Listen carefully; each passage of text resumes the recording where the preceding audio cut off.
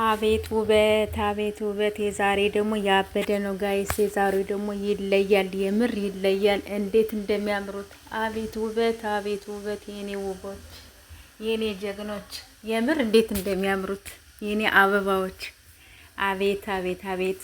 ከአይን ያውጣችሁ፣ ፈጣሪ አምላክ ይጠብቃችሁ ብያለሁኝ። ሰላም ሰላም፣ ውድ ቤተሰብ እንዴት ናችሁ? ደህና ናችሁ? ያለው እግዚአብሔር ይመስገን። በያላችሁ በሰላማችሁ ብዝት ዝት ይበልልኝ።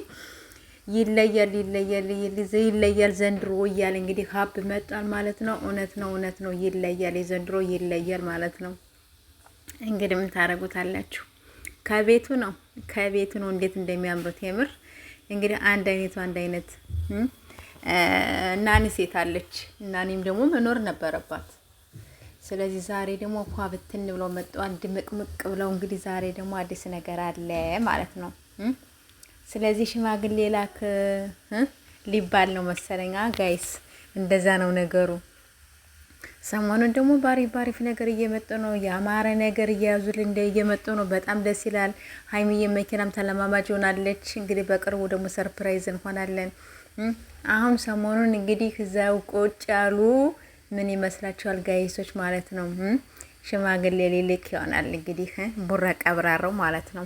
ቀብራራው ሽማግሌ ሊልክ ነው እንግዲህ ሰሞኑን። ከዛ በኋላ ቀስ እየተባለ እንግዲህ ምን ይመስላችኋል? ድል ያለ ሰርግ ነው እንግዲህ። እንደዛ ብዬ ነው የማስብ እና ይመቻችሁ የኔ ወዶች የኔ ምርጦች። በዚህ መልኩ እንግዲህ ሙሽዬንም ደግሞ ፏ አድርገው እንግዲህ ይዘውልን መጥቷል። የትናንትናውን ፕራንክ ደግሞ በጣም ደስ ይላል። እንግዲህ ሀይሚዬ ቅመምዬ እንግዲህ በሙሽዬ ዘና ፈታ ብላለች።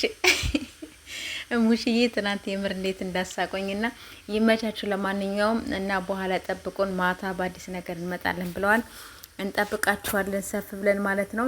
እኔንም ደግሞ ሰብስክራይብ፣ ላይክ፣ ሸር እያደረጋችሁ አበረታቱኝ። መልካም ቆይታ ይሆንላችሁ የኔ ውዶች፣ የኔ ምርጦች፣ የኔ እንቁዎች፣ የኔ ጠንበለሎች፣ የጨረቃ ፋሚሊዎች። የምር እናንተም ተለያላችሁ ማለት ነው። ይመቻችሁ።